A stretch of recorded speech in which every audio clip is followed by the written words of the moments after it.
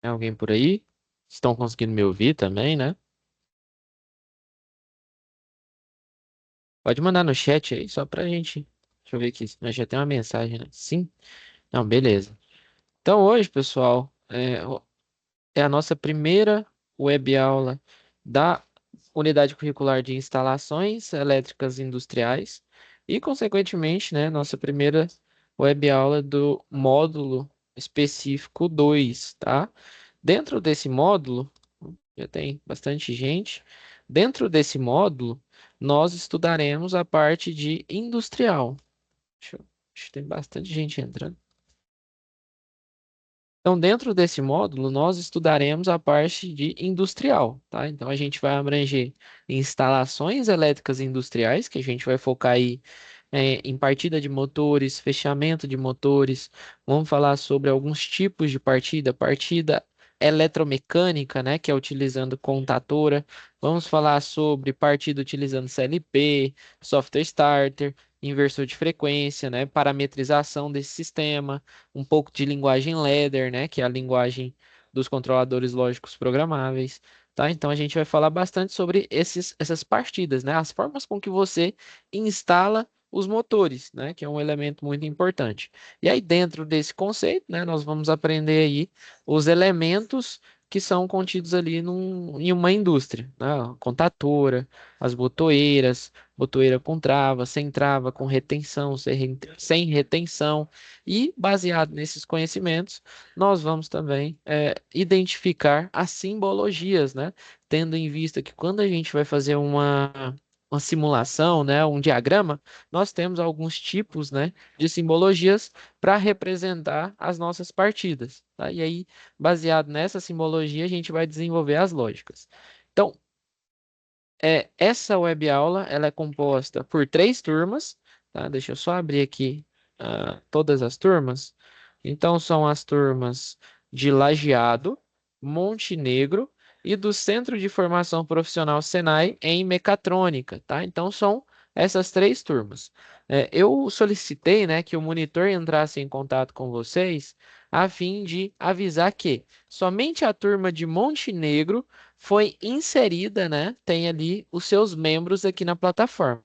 A turma de Lajeado e do Centro de Formação Senai em Mecatrônica ainda não foram inseridos os alunos aqui na plataforma, mas de forma alguma vocês serão prejudicados, né? Vocês terão as aulas normais. Por quê? Normalmente, o Montenegro, a gente já teve um processo ali de recuperação, né, dos alunos um pouco mais rápido.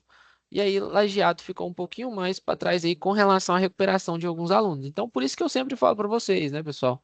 Vamos focar aí, vamos terminar a unidade curricular para a gente não ter um prolongamento de curso. Não é isso que vocês querem, não é isso que a gente, quanto unidade, quer, né? Então, o ideal é que vocês terminem o mais rápido possível. Então, o quanto antes, né? Eu acho que no máximo amanhã ou depois de amanhã a gente já consegue integrar todos os alunos. E aí vocês não ficarão prejudicados com relação às datas. Por quê? Porque teria início, né, na data de ontem e vai finalizar 17/10. Então teremos aí 2 meses para trabalhar dentro dessa unidade curricular em específico, né? Que é instalações elétricas industriais. Deixa eu só ligar minha câmera aqui, né? Deixa eu ver se está aparecendo. Aqui tá tudo certinho, beleza. Então, nós trabalharemos dentro dessa unidade curricular durante os 2 meses, né? Os próximos 2 meses aí. Então, vai ter bastante tempo para a gente abordar muitos conteúdos, tá? Tanto a parte conceitual, que é a parte que eu vou começar ali, falando ali sobre as atividades, sobre fechamento de motor, motor de 3 pontas, 6 pontas, 12 pontas, a diferença, né? 9 pontas, a diferença de aplicação, onde que são aplicados, para que foram desenvolvidos, né? E a parte conceitual. Então, para auxiliar vocês no desenvolvimento dessa unidade curricular, eu disponibilizei aqui, ó, para alguns já vai estar disponível. Para aqueles que ainda não têm acesso à plataforma, só aguardar aí entre amanhã e depois de amanhã que já vai ter disponível a plataforma, tá? Então, para quem não tem, não se preocupe, não tenha pressa, espera que vai fazer a integração, né, o que a gente chama de integração, que é retirar todos os alunos aprovados da última unidade curricular, do último módulo e colocarem como matriculados nesse módulo aqui. Então, para os alunos de Montenegro, sai um pouquinho na frente aí, mas não vai ter tanto prejuízo. Para os alunos aí de Lajeado e do Senai em mecatrônica, aguarda um pouquinho que vocês terão acesso. Mas em linhas gerais, o que que eu disponibilizei para você? E aí eu já coloquei em todas as turmas, né? Todas as 3 turmas que caminham juntos aí. Então eu coloquei aqui para vocês o cronograma ele se mantém da mesma forma, então temos o cronograma de atividades. Dentro dessa unidade curricular, vocês trabalharão em 2 atividades somente, tá? Então serão 2 atividades relativamente simples, e aí a gente vai ver, vamos abordar muitos assuntos. E aí, dentro desses assuntos que nós abordaremos, terão ali os assuntos relacionados à atividade. Depois eu vou explicar. Não tenha pressa de fazê-las também, não. Teremos aí diversas webaulas, né? Até o dia 16/10, que vai ser aí a nossa última webaula dessa unidade curricular. E aí sempre deixa ali o último dia da unidade curricular para fazer um processo de recuperação, onde você pode fazer a sua atividade, mas ela vale um pouquinho menos, tá? Os links eles se mantêm. Eu sempre mantenho os links, tá? Então, o mesmo link que era do último módulo, ele se mantém aqui. Eu só vou prolongando ele aqui no Teams, mas o link ele não se altera. Então, o que que eu sugiro, né? Muitas das minhas turmas, elas copiam esse link aqui e colocam lá na mensagem do WhatsApp, aquela mensagem fixa que fica na descrição, né? Você coloca lá. E aí, toda vez que algum aluno quiser entrar, não tiver o link, não tiver acesso à plataforma no momento, é só clicar lá que ela já te redireciona. Fica um pouco mais intuitivo, tá? Então, aqui embaixo nós temos o cronograma, aqui em cima nós temos também o cronograma com os mesmos links e as mesmas informações. No geral, a plataforma ela não teve nenhuma alteração. Então, quando você quiser saber de conteúdo do curso, onde a gente tem aquele slide, onde nós temos as apostilas, é aqui, ó. Então, o conteúdo do curso é o que a gente chama de SCORM, mas é semelhante ao que seria o slide, né? Onde você pode ver ali de forma mais simplificada, através de imagem ou através de simulados, né? Aqui dentro da plataforma, os conteúdos. E temos aqui, ó, como essa unidade curricular, ela é uma unidade curricular longa, né? Ela tem um prazo de duração longo, então temos 2 partes, né? Temos a parte 1 e a parte 2 do conteúdo do curso, tá? E aí, esse conteúdo do curso, ele é retirado das apostilas. Então, temos também a apostila 1 e a apostila 2, tá? Que é da onde é retirado o conteúdo do curso, beleza? Então, para aqueles, né, que têm interesse em trabalhar nas indústrias ou já trabalha e quer se aprofundar, o que que eu indico? Lê o conteúdo do curso, que ele é bem rápido ali, você consegue finalizar ele, mas leia a apostila também do curso, tá? Para que você tenha se aprofunde um pouco mais dentro dos conteúdos. Aqui embaixo, dentro de situação de aprendizagem, estarão as folhas respostas, né? Tem o descritivo, que é onde a gente contextualiza, né, uma situação real, onde vocês vão aplicar o que a gente passa aqui para vocês. E temos a folha resposta, que é onde você vai descrever as suas atividades. Temos aqui também situação de aprendizagem da SAP 2, que é a folha resposta 2. E aqui embaixo você tem o envio, né? Então você vai fazer os seus envios dessas atividades, mas não se preocupe, né? Novamente, teremos bastante tempo, teremos bastante aulas, né? Então, referentes o que é solicitado dentro das atividades, tá? Como conteúdo complementar, o que que eu coloquei aqui para vocês? Eu coloquei um PDF de uma lista de simbologias. E aí, o que que eu sugiro que vocês façam, né? Essa lista aqui, você pode fazer o download e fazer a impressão. Dentro dessa lista aqui, ó, de simbologias, nós temos algumas simbologias que nós utilizaremos. Deixa eu só pegar aqui, ó, e vou abrir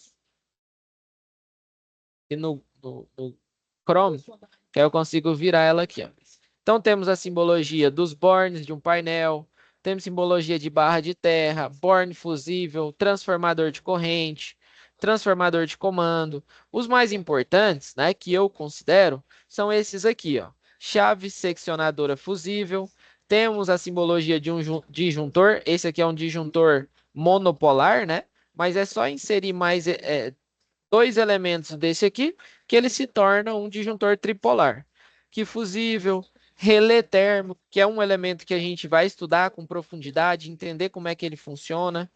Temos a simbologia do contator, esse é outro elemento fundamental dentro das partidas industriais, né? Dentro da partida de motores. Temos o contator, que é só um relé, né? Uma bobina.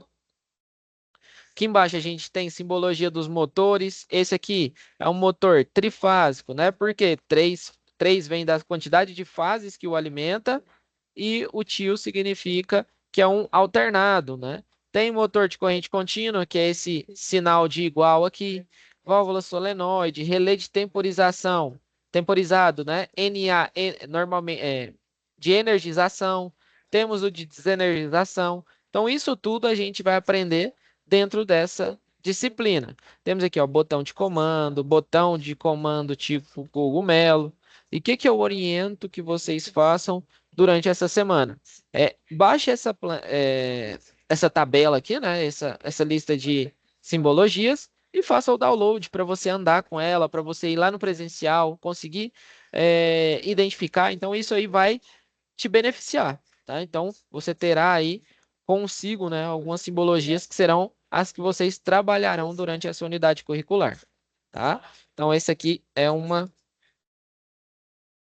sugestão para que vocês façam, que vai simplificar a vida de vocês, tá? Quando a gente for lá pro nosso simulador, né, de partidas, o simulador de comandos elétricos, vocês já terão, né, uma certa experiência em escolher a simbologia, tá? Só.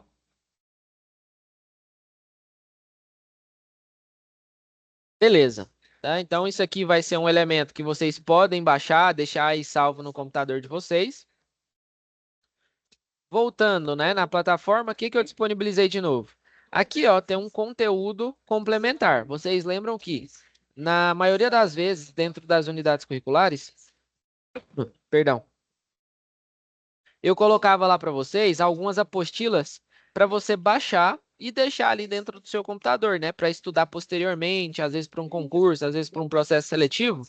E aí você tinha a possibilidade de estudar sem ser na apostila do Senai, até porque a apostila do Senai, né, ela é protegida ali pela Lei de Proteção dos Dados, né? E aí você não consegue baixar aquelas apostilas. Essas aqui que eu disponibilizo para vocês são apostilas abertas que eu pego na internet, que eu utilizo para estudar, para ministrar as aulas para vocês, né? Que vocês têm aí a possibilidade de fazer o download, deixar aí no computador de vocês. Num primeiro momento, até a gente chegar lá, depois que a gente estudar os componentes, depois que nós estudarmos o fechamento de motores, as bobinas de um motor, a gente vai. Esses elementos, né, que eu citei agora, que é a parte conceitual e os fechamentos, nós vamos retirar daqui. Então, eu vou fazer aqui com vocês, acompanhando o que é descrito no livro, né, sobre essa parte conceitual. E aí, depois, a gente vai lá para o simulador. O simulador que nós utilizaremos é esse aqui, ó, o CAD eSimo. O CAD eSimo, ele é um software, né? É um aplicativo que você baixa, ele está em formato zip, então é importante que você tenha um descompactador zip, né? Se você não tem, você vem aqui no Google, opa, apareceu aqui aqui, ó, vem cá e baixa aqui, ó, download.zip. Vem, baixa esse arquivo aqui, ó, que ele descompacta, né? Então você pode fazer uma avaliação gratuita. Ou você baixa esse aqui, né, que é o mais indicado, ó, download, vê qual que é o seu sistema operacional. Olha, o meu é um Windows 64 bit. Baixa esse aqui, né? Aí você instala na sua máquina e aí você consegue descompactar o arquivo. Nesse caso, aqui, né, é o arquivo que eu baixei e vou extrair ele aqui, ó. Quando eu extraio ele, ele desce aqui para baixo, né? Não sei por que que nesse computador ele desce. Ele vai ter essa aparência aqui, ó. Deixa eu até colocar ele em outro lugar, só para vocês verem aqui em documentos. Aqui, ó, eu abro essa pasta. Dentro dessa pasta, eu tenho esse arquivo aqui, ó, aplicativo, né, do tipo aplicativo. Esse aplicativo aqui, ele não precisa ser instalado na sua máquina, tá? Então, você não precisa ter uma máquina excelente, porque ele roda só de forma executável. Você não precisa instalar. Então, chegou aqui, ó, clicou no aplicativo, ele já vai abrir. Você não pode, de forma alguma, retirar, né? Ó, deixa eu ver, se eu só mostrar para vocês. Eu tenho que ter sempre esses arquivos aqui, que são os arquivos executáveis, né? São as extensões para ele funcionar. Professor, se eu quisesse ter ele aqui, ó, na minha área de trabalho, eu poderia pegar aqui, copiar esse aplicativo e jogar? Ó, deixa eu ver se tem. Substituir o arquivo de destino. Ignorar. Vamos ver aqui. Aqui, ó, eu crio um aplicativo aqui. Se eu clicar, ele não vai executar. Por quê? Porque ele só funciona somado aquelas outras pastas. Então, se eu quiser ter, né, esse aplicativo, se eu quiser ter esse aplicativo aqui na área de trabalho, o que que eu vou ter que fazer? Eu vou pegar lá, acho que estava aqui, né?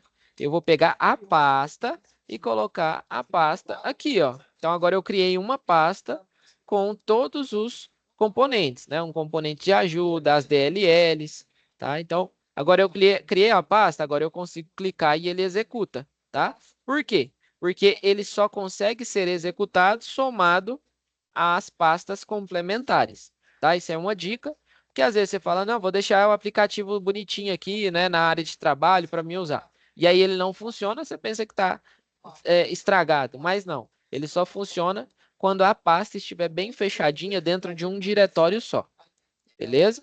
Então era só essa dica que eu queria para depois não ter problema, né, para vocês fazerem a simulação. Então, no geral, são esses três, né, que eu coloquei como novidade dentro dessa unidade curricular. Temos aqui esses dois que são relacionados, né, às técnicas de estudo, que te orienta com relação à organização do seu tempo, como é que você estuda, né, de forma semi-presencial. E aqui é aquele glossário que ele mostra ali os termos, né? Às vezes a gente fala, não, envia uma atividade lá no AVA. AVA é ambiente virtual de aprendizagem. Então, é todo o ambiente, né, que você tem ali os seus conteúdos que você tem que estudar, tá? Então, esse é um AVA, e aí ele mostra esse glossário aqui. No geral, a plataforma de todo mundo tem exatamente os mesmos conteúdos. Ó, se eu chegasse aqui, ó, mostrasse a plataforma, não ia mudar nada, ó, você só muda o nome aqui em cima, né? Que é exatamente o que tem em todos os cursos de vocês. Lembrando, né, que esse aqui tem membros, que seriam os alunos. Esse aqui ainda está zerado, né, porque eles precisam fazer a integração. E esse aqui também está zerado porque precisa fazer a integração. Beleza? Por enquanto, alguma dúvida?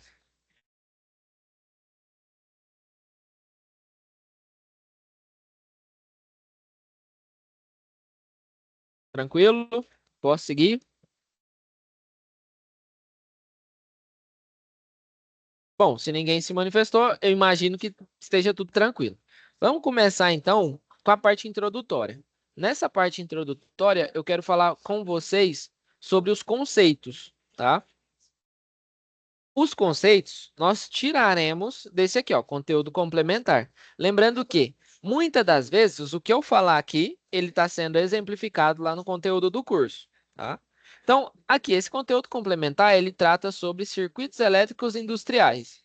Então ele começa ali falando uma introdução, de como que essa apostila ela foi. Opa, deixa eu tirar um pouco o zoom. Como que essa apostila foi criada, né? Por quem que ela foi criada? Então, basicamente, foi essa empresa aqui, ó, CCA Materiais Elétricos, que criou essa apostila. O tópico um, né? É só uma parte introdutória. O tópico 2 ele explica a diferença de segurança. Quando a gente vai fazer projetos, né, industriais e instalações industriais, nós temos que observar dois itens dentro de segurança, que é a segurança do projeto e a segurança na operação. Segurança no projeto, ele está correlacionado aos equipamentos que a gente utiliza, tá? Então, quais são os equipamentos que nós podemos utilizar a nível de segurança em um projeto ou em uma instalação industrial? Nós temos lá elementos, né, que seria o disjuntor termomagnético, nós temos os relés, né, relé térmico, nós temos equipamentos que seriam os relés falta de fase. Normalmente a gente vai para fazer instalação industrial, a gente vai fazer instalação de motor. E motor é trifásico, né? Ele é trifásico, ele precisa das três fases, da defasagem das três fases para funcionar. E aí, muitas das vezes, a gente, quando cai uma fase, ele para de funcionar. Então, é um sistema de proteção que a gente tem, né, dentro do projeto. E temos, né, que é aquele que a gente projeta lá no quadro de distribuição. Então, disjuntor, relé, relé térmico, relé falta de fase, todos esses são elementos que ficam ali intrínsecos ao projeto. E temos outro tipo de segurança, que é a segurança na operação. Quando a gente fala de segurança dentro da operação, nós temos que fornecer possibilidades para que quem está operando não se coloque em risco. Como é que a gente faz isso? Às vezes colocando ali uma botoeira de emergência, às vezes colocando uma sinalização para identificar quando que o motor está ligado, quando que o motor está desligado. Então, é referente a quem está operando, né? E colocar esses elementos de forma com que o operador ele consiga manipular, né? Os elementos de segurança no projeto são aqueles que ficam dentro do quadro, né? Do CCM ali, que é a central de comando de motores. Enquanto de segurança da operação, normalmente é aqueles que ficam na parte de fora. É uma botoeira de emergência, é uma sinalização que identifica que está ligado e que está desligado, né? O meu circuito. Então, é só isso que ele dá uma penteada ali nesse segundo tópico. No terceiro tópico, ele fala algumas terminologias. O que são essas terminologias? São alguns termos que vão ser utilizados durante a apostila e vai ser importante que a gente entenda, tá? Quais são esses, né? Quando ele falar sobre, né? Quando ele estiver ali num contexto onde ele fala sobre acionamento manual, significa que eu vou estar falando ali de botão de comando, alavanca, chave fim de curso. Então, são acionamentos onde a gente utiliza, né, a ação manual para executar, tá? Então, toda vez que eu falar sobre, esse equipamento ele tem um acionamento manual, significa o quê? Que ele não é um acionamento automatizado. Ele é um acionamento onde eu preciso apertar alguma coisa, eu tenho que executar alguma ação em uma chave fim de curso ou em uma alavanca, tá? Quando eu estiver falando de acionamento por corrente alternada, eu estou falando de motores que são acionados por corrente alternada, né, em 60 Hz, que é a frequência da rede, tá? Então, lembrar, corrente alternada é aquela que lá dentro dos elétrons ele fica se movimentando. Corrente contínua é que os elétrons eles se movem somente em uma direção, tá? Então, se eu estou falando que uma contatora ela é acionada por corrente alternada, significa que se eu pegar a rede lá da minha concessionária e ligar na bobina da contatora, ela vai atracar, ela vai funcionar. Se eu estou falando que uma contatora ela tem um acionamento por corrente contínua, é só eu falar, é só eu pensar que, não, beleza, se eu pegar a rede da energia da concessionária e ligar esse elemento, né, que tem um acionamento por corrente contínua, ele vai queimar, porque ele é contínuo e eu estou colocando ali uma rede alternada. Então, essas terminologias são boas, né, para você entender esses conceitos. Ele fala sobre capacidade de interrupção, que é a capacidade máxima de corrente, que os elementos de manobra, eles são capazes, né, de gerar uma proteção. Então, quando eu estou falando de capacidade de interrupção de um disjuntor, se a gente for lá na nossa residência, não, vou pegar o disjuntor aqui do chuveiro, qual que é a capacidade de interrupção dele? Mas, sei lá, seu chuveiro é um disjuntor de 40 ampere, 50 ampere, essa é a capacidade máxima que o fabricante falou que ele suporta. Então, isso quando eu falar sobre capacidade de interrupção, é a capacidade máxima de corrente que o meu fabricante falou que eu consigo, né, que ele garante que protege. Categoria de emprego, que é a classificação do dispositivo de comando de carga de acordo com a finalidade para os quais são previstos, né? E aí ele é referente a qual tipo de atuação que vai ser aquele elemento. Curva de disjuntor, isso aí a gente falou lá em instalações elétricas prediais, né? Não temos a curva A porque ela se confundiria com a da corrente, né? Do ampere. Então começa lá em curva B, que ele tem uma curva, né? Ela suporta menos corrente. Era lá, se não me engano, de 5 a 10, né? A corrente. O C, que seria de 10 a 20. Não, era de 0 a 5, de 5 a 10 e de... Vamos dar uma olhada aqui, ó, que fugiu já. Curva de disjuntores. Já me fugiu aqui, ó, então... Não, é de 3 a 5 é o disjuntor da curva B. De 5 a 10, o disjuntor da curva C. E de 10 a 20, né, o disjuntor da curva D, tá? Então, quando eu falar sobre curva, quer dizer, né, que é a curva com que o sistema ele funciona baseado ali numa corrente de pico. Circuitos auxiliares. Normalmente, esse circuito auxiliar, antes de entender esse circuito auxiliar, a gente vai entender o que que é contatora, tá? Então, nem vou me ater aqui, que a gente vai se aprofundar posteriormente. Nesse caso aqui, é o circuito principal. Tá? Dentro desse conceito, né, de circuito auxiliar ou de comando, nós temos o que a gente chama de diagrama de comando, né? Dentro de instalações elétricas industriais, normalmente a gente tem dois diagramas. Um diagrama é o que a gente monta a lógica da automação, né, que é um diagrama só do liga, do desliga, dos elementos de controle, e o outro diagrama é o elemento que alimenta o meu motor. Então, quando a gente está falando de controle, a gente está falando do diagrama de comando ou circuito de comando. Quando eu estou falando do elemento que realmente alimenta meu motor, né, o circuito que alimenta meu motor, eu estou falando ou do circuito principal, mas normalmente a gente nomeia, né, como circuito de força, tá?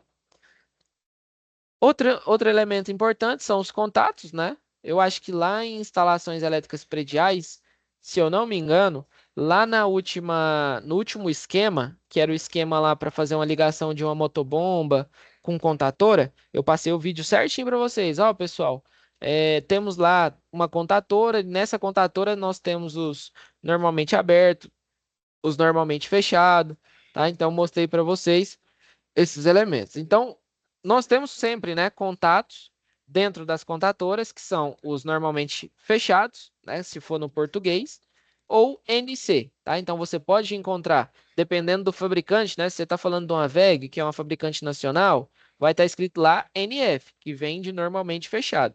Se for, né, uma Siemens, uma fabricante internacional, vai estar NC, que significa Normally Closed, né, que traduzindo seria o normalmente fechado. E temos, né, a opção também dos contatos normalmente abertos. Se for o NA, normalmente aberto. E esse aqui, NO, né, que você pode encontrar também, seria o Normally Open, né, que seria do normalmente aberto, tá? E esses são os contatos auxiliares, né? Dentro das contatoras, né, que é um elemento que a gente já viu, não é novidade para a gente, nós temos os contatos, né? Os contatos auxiliares que vão acoplados ali na contatora. Outro elemento que vai ser muito importante para a gente é esse aqui, ó, contato de retenção.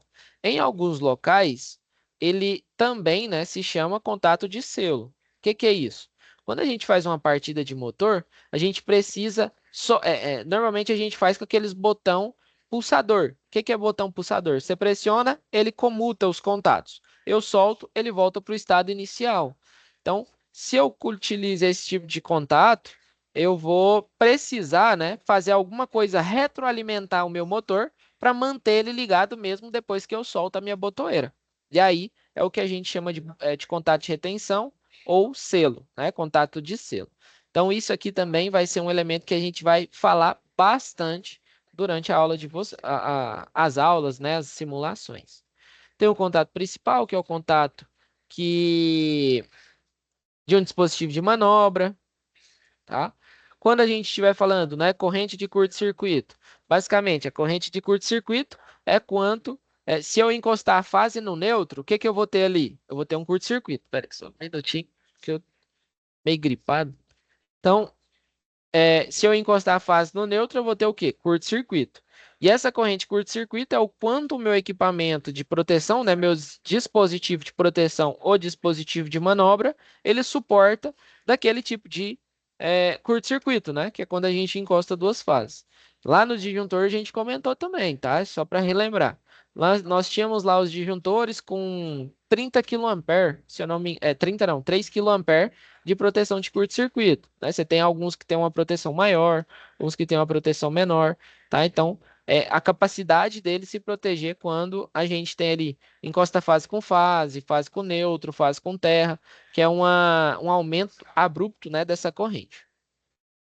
Temos outro elemento. Dentro da unidade curricular de vocês, de instalações elétricas industriais, um dos elementos mais importantes que a gente vai estudar, que é o foco do nosso estudo, diga-se de passagem, é a corrente de partida, tá? A corrente de partida, de fato, é o nosso objeto de estudo, tá? A gente vai estudar partida direta. Partida direta, ele tem uma corrente de partida, que é a corrente para... Você tem lá um motor, né? O motor ele está com o rotor parado, que ele está desenergizado. Quando você injeta energia nele, o que que vai fazer? Você vai criar um campo magnético ali no estator, e aí vai rodar, né, o rotor dele ali, tá? Então ele vai ter ali o eixo começar a girar. Para ele sair desse momento que ele está parado, né, para o rotor sair desse momento que está parado, que a gente chama de inércia, e começar a girar, a gente vai ter que ter injeção ali de corrente muito alta, para ele sair da inércia e começar a girar.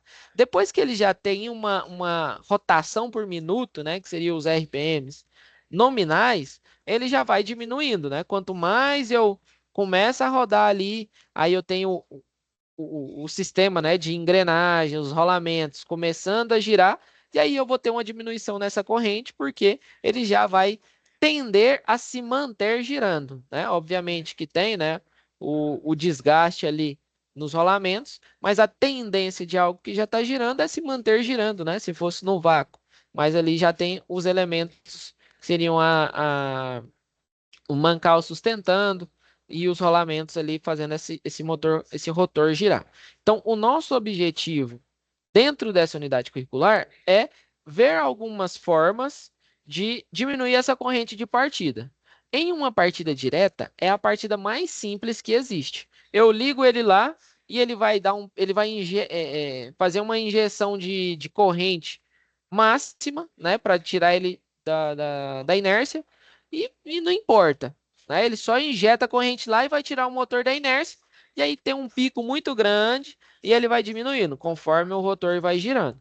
Se eu vou para outros tipos de partida, que é a partida estrela-triângulo, partida utilizando autotransformador, inversor de frequência, software starter, é justamente a fim de diminuir esse tipo de partida, né? Normalmente a gente passou de 7 CV, a gente começa a utilizar outros mecanismos de partida. Só que aí temos que ver, né, se os motores, no caso, ele tem, suportam essa partida estrela-triângulo por conta do fechamento do motor, tá? Então, tudo isso a gente vai estudar durante a unidade curricular. Mas o nosso foco é diminuir a corrente de partida de uma forma mais econômica, porque o mundo ideal é que todo motor tem um inversor de frequência, que é o elemento que eu consigo ter uma onda de aceleração bem sutil, mas nem sempre eu posso, né? Porque você tem um motor lá de 10 CV, eu nem não me lembro exatamente, mas 10 CV deve ser o quê? Uns 4, 5 mil um inversor de frequência, uns 3 mil um software starter para ele, né? Enquanto lá, se for fazer uma partida direta no motor de 10 CV, você compra uma contatora e já resolve, né? Uma contatora ali de R$ 100 já resolve. Então, assim, né? Você tem que ponderar o que que você precisa para o seu circuito. E aí a gente vai aprender em que momento que a gente deve usar em cada tipo de partida, tá? Temos a sobrecarga. Sobrecarga é quando a gente ultrapassa o valor da corrente nominal de um equipamento. Então, vamos supor que você tenha lá aquele mesmo motor que eu comentei para você, com vocês. Só que o rotor dele está travado, o rolamento está quebrado, tem algum elemento ali que era para ser girante travado. O que que vai acontecer? Eu vou ter uma corrente de partida e aí ela vai ficar muito alta e o motor não vai partir. Ele não vai sair ali da inércia hora nenhuma porque eu tenho um problema mecânico. Então, eu vou ter uma sobrecarga, né? Eu vou ter uma carga muito grande por muito tempo. E aí isso causa sobrecarga e muitas das vezes você vai ter ali prejuízo, né? Se você estiver utilizando um fusível, você vai romper o elo fusível. Se você estiver utilizando um disjuntor termomagnético, você vai sobreaquecer aquele bimetálico, né, que faz ele funcionar. Então isso tudo deve ser observado durante o processo, né, de instalação e de projeto industrial, tá? De sobrecarga.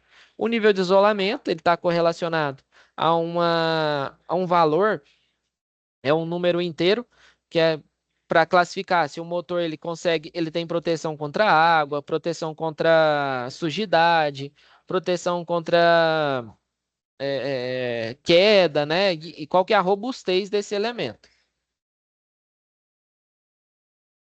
Partida lenta. Normalmente, quando a gente está falando sobre as partidas, eu comentei com vocês, não, beleza. Se eu fizer uma partida direta, o que que eu vou fazer no motor? Eu vou injetar toda a tensão da minha rede e aí eu vou ter um aumento muito grande da minha corrente. Só que o motor ele vai funcionar rapidinho, porque eu tenho um aumento muito grande e a tendência é que ele funcione rapidamente. Agora, se eu tenho outro tipo de partida, como por exemplo, uma partida compensador, estrela, triângulo, eu já não tenho um aumento tão rápido dessa corrente. Eu começo injetando pouca tensão e vou aumentando essa tensão gradativamente, né? E aí, baseado nisso, eu consigo ter uma partida um pouco mais suavizada e aí controlar essa corrente, né? Tudo não adianta você também falar, não, eu quero partir um motor com 1 segundo com inversor de frequência. O inversor de frequência ele vai ter que injetar muita corrente. Tá? Então, isso aí deve ser observado. Proteção do motor, né? São os elementos de proteção. Então, temos o relé térmico, que é um elemento que a gente vai utilizar bastante dentro das proteções dos motores. Tem sondas térmicas que ficam avaliando, né, se o motor está sobreaquecendo. Às vezes ele sobreaquece demais e aí você precisa desligar, né? O próprio motor, tá? Então, você tem ali elementos. Um exemplo, né? Dentro de um transformador, você tem lá um um sensor térmico, me fugiu o nome, termostato, né? Tem um termostato que quando ele sobreaquece numa temperatura, eu desarmo, independente do que está acontecendo. Eu só quero desarmar ele para evitar, né, que ele chegue numa temperatura que não foi projetada. A estrutura não foi projetada para trabalhar. Às vezes o fluido não foi projetado para trabalhar, né? Temos os fusíveis, que são elementos de proteção. Fusível, ele é um elemento de proteção somente contra sobrecarga. Lembrando, né? O fusível, lá dentro do fusível, temos aquela partezinha de fora, que seria a parte externa, e dentro dele tem um elo fusível, que seria só um filamento ali, ó, de um material que é um material condutor. Ultrapassei a corrente, foi projetada para o fusível, o que que vai acontecer? Aquele fusível, aquele elemento, né, aquele elo fusível que a gente chama, ele se rompe. Então ele só funciona para sobrecorrente ou sobrecarga, né? Sobrecorrente é quando a minha carga está sendo ultra utilizada, né? Ela está tendo uma corrente maior do que a projetada. Enquanto o disjuntor termomagnético, ele tem. E aí, né? Voltando lá no fusível. O fusível é uma proteção térmica, porque eu só consigo proteger contra aumento de calor ali no meu elemento, no meu elo fusível. E os disjuntores, eu já tenho disjuntor ali que é um termomagnético. Então, ele tem aquele bimetálico que vai fazer uma deflexão ali, e aí vai desarmar, mas ele tem também, que é a proteção térmica, mas ele tem também a proteção magnética. A proteção magnética, como eu falei lá em instalações prediais, é aquela bobina que tem dentro dele, né? Quando a gente tem um curto-circuito, uma fase encostando na outra, uma fase com neutro, você vai ter ali um aumento muito grande do campo magnético. E aí ele faz atracar ali e abrir o circuito. Aqui ele fala um pouquinho sobre seletividade. Basicamente, né, a gente tem que montar um circuito que seja possível que eu faça várias manutenções. Às vezes eu tenho ali um circuito onde eu tenho 3 motores. Em algum momento eu preciso da manutenção em um motor e deixar os outros dois funcionando. Quando eu preciso fazer isso, eu tenho que montar, né, um sistema que me permita deixar alguns ligados e me permita deixar um ali fora, né, fora de atuação, desligado, para que eu faça a manutenção. Isso aí é necessário que você faça esse tipo de estudo quando você vai fazer um projeto de uma linha, né, de uma linha produtiva ou coisa ou situações correlatas.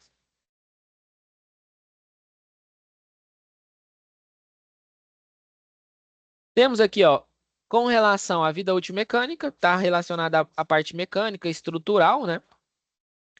E finaliza aqui o item 3, né, que seriam as terminologias. Partindo ali pro item 4. O item 4 é um dos itens mais importantes para vocês estudarem, para vocês lerem. Por quê? Porque nele eu represento praticamente todos os elementos que são utilizados em instalações elétricas industriais.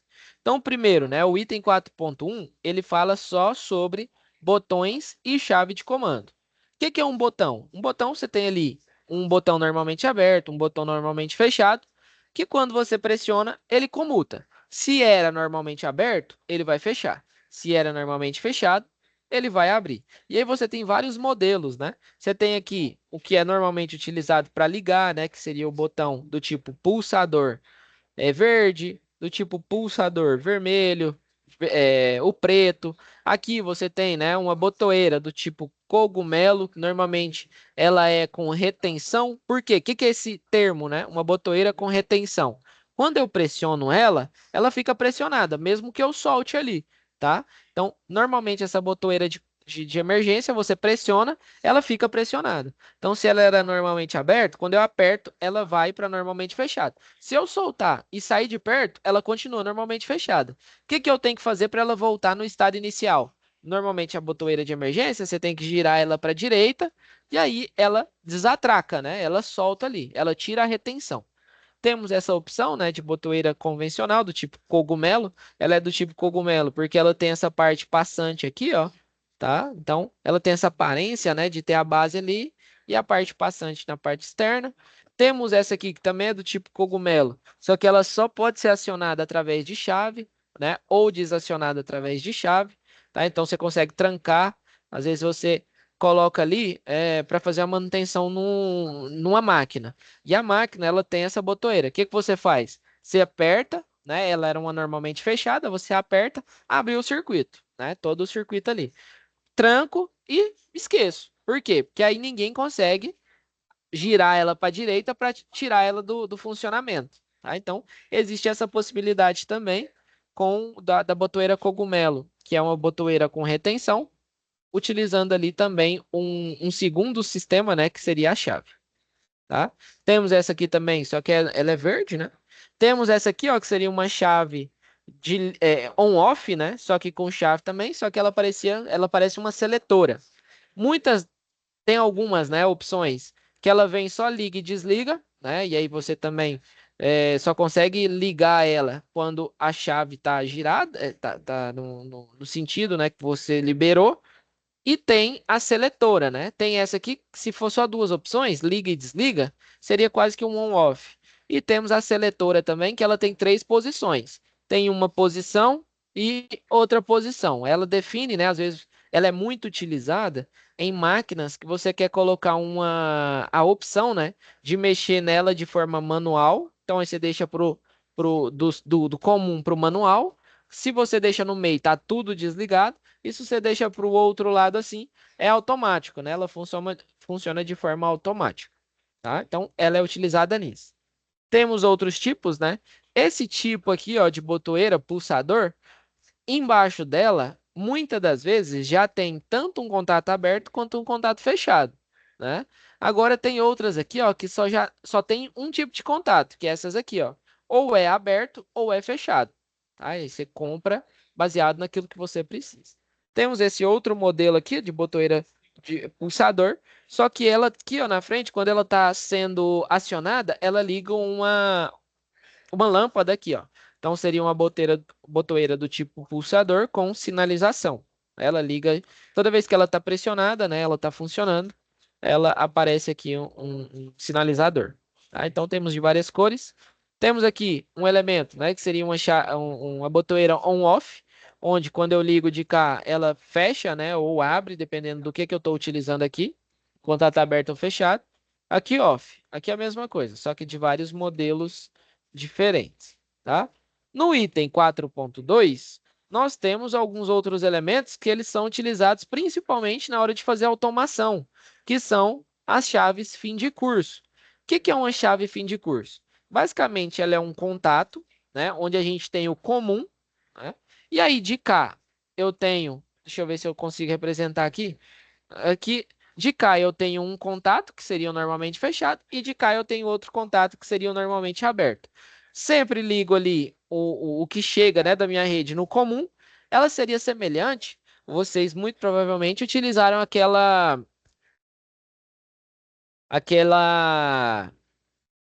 interruptor paralelo.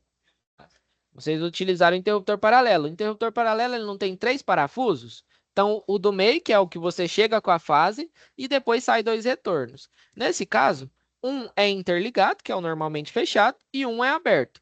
Quando eu executo uma função, né, nesse aqui seria um rolete ou um CAMI, né, que se chama CAMI, que depois a gente vai estudar com mais profundidade lá em acionamentos de dispositivos automatizados. Tem o QAST. Então, temos vários tipos, né, de fim de curso. Esse elemento aqui, a função dele é básica. É quando você aciona, ou ele fecha, se ele fosse normalmente aberto, ou ele abre. Onde que ele é normalmente utilizado? Vamos supor que você tem uma esteira aqui, ó. Essa aqui é a esteira. Aqui eu estou passando com a água, e aí quando eu chegar num certo ponto, eu quero que essa água pare. Então ele vai passando aqui e encosta, por exemplo, nesse rolete aqui. O que que vai acontecer? Era um rolete normalmente aberto, ele vai fechar, né? Porque eu encostei nele aqui. É um elemento que tem tipo uma catraquinha aqui. Se ele fechar, significa que minha água chegou no ponto que eu queria. E aí eu posso, às vezes, fazer um elemento de vazão, né, que entra aqui e enche.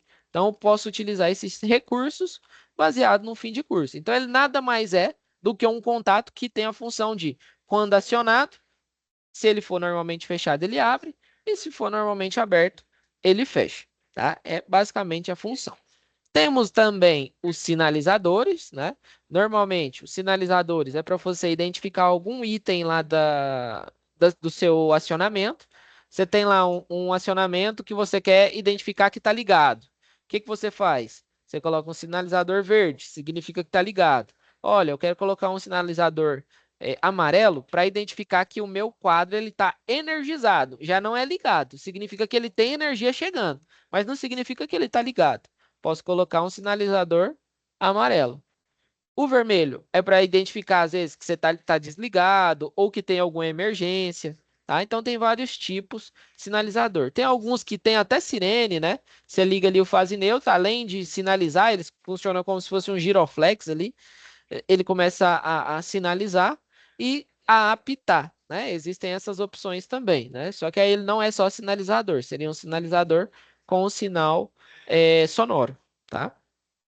Mas é a mesma função. E aí, voltamos lá para instalações elétricas prediais que nós temos os disjuntores, tá? Dentro do conceito, né, das instalações industriais, nós temos os disjuntores é, de caixa moldada. Qual que é a diferença, né? Lá em instalações prediais, eu lembro que lá no slide que eu passava para vocês tinha. Temos os disjuntores convencionais, termomagnéticos, e temos os disjuntores de caixa moldada. O que que é esse caixa moldada? Normalmente, a corrente que ele suporta é mais elevada do que os disjuntores padrão, né? Aqueles padrão DIN lá que nós temos residencial. Então, ele suporta uma corrente maior, né? Na casa ali de 250, 300 ohms, ó.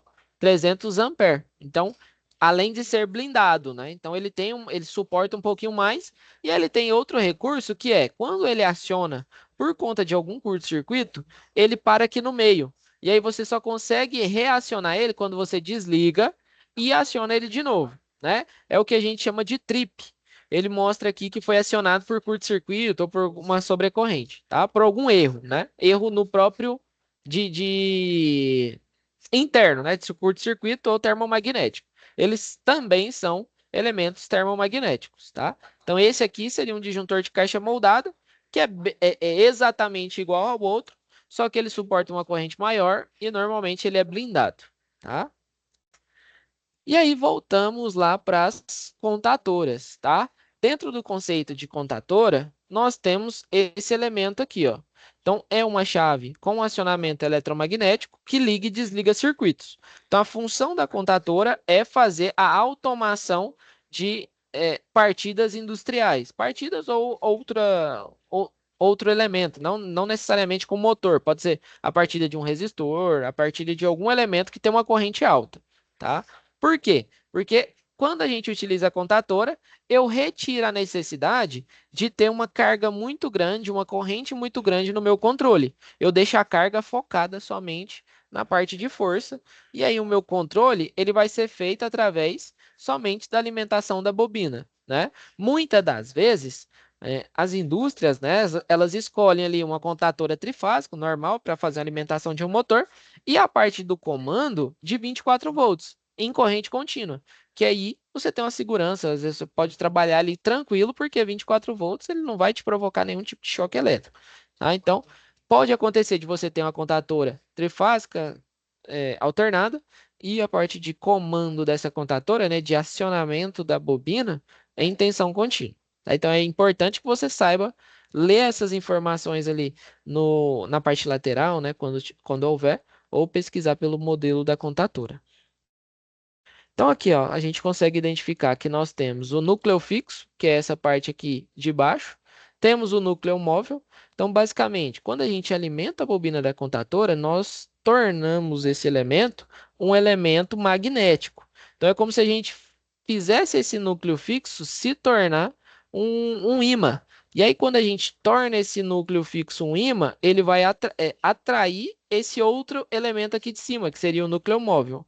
Quando ele atrai esse núcleo móvel, a gente tem ali uma compressão dessa mola, então ela fica comprimida, e os contatos, né, os contatos de força que eram normalmente abertos, ele fecha. E aí ele permite a passagem de corrente desse polo aqui para esse aqui, né, desse contato para esse contato. E aí permite com que o elemento, né, que você quer alimentar seja verdadeiramente alimentado. E aí ele faz isso, né, para os contatos de força, que faz a alimentação do contato de força, e faz esse processo também para os elementos que são contatos normalmente fechados, né? Os fechados eles vão abrir e os abertos eles vão fechar. Na próxima aula eu vou relembrar eu vou passar aquele mesmo vídeo que a gente viu na aula lá de instalações elétricas prediais, que eu preciso que isso aqui, ó, fique bem claro na mente de vocês. Porque durante essa unidade curricular, o que nós mais vamos trabalhar, o elemento que nós mais vamos utilizar é as bobinas e as contadoras, né? Fazer a alimentação de bobina para fazer o acionamento das contadoras, tá? Então depois eu vou me aprofundar um pouquinho mais aqui em contadoras e aí a gente vai lá para relé, disjuntor motor, né? Entender a diferença do disjuntor normal para o disjuntor motor, falar sobre os tipos de temporizador e ir lá para as simbologias. Fechou? Dúvidas? Alguém quer fazer alguma pergunta? Conseguiram entender tudo?